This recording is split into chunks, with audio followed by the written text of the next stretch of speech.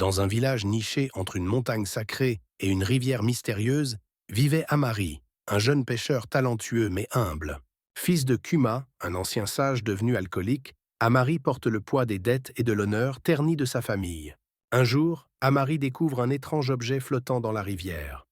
Un masque ancien, réputé pour donner à son porteur un pouvoir immense, mais au prix d'une malédiction inconnue. Intrigué, il consulte Nia, son amie d'enfance et guérisseuse du village, connue pour son lien avec les esprits. Nia met en garde Amari contre le danger du masque, mais leur conversation est interrompue par Oba, le riche chef du village, qui cherche désespérément une relique pour asseoir sa domination.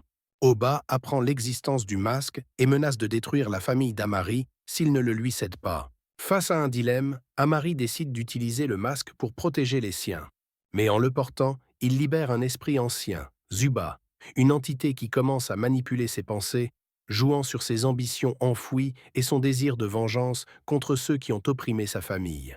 Le conflit interne d'Amari devient central. Doit-il se soumettre à Zuba pour obtenir la puissance nécessaire pour vaincre Oba ou trouver un autre moyen de libérer sa famille sans trahir son âme? Avec l'aide de Nia, qui tente de purifier le masque tout en cherchant à percer ses secrets, Amari mène une bataille contre Oba tout en affrontant l'ombre grandissante de Zuba en lui. La conclusion de l'histoire révèle une vérité poignante. Ce n'est pas le pouvoir qui sauve une âme, mais le sacrifice.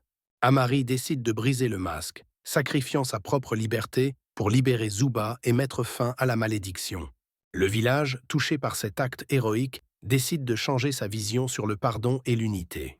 Kuma retrouve son honneur en devenant un mentor pour la jeunesse, et Nia devient la nouvelle sage du village, gardienne des traditions et des avertissements sur les dangers du pouvoir corrompu.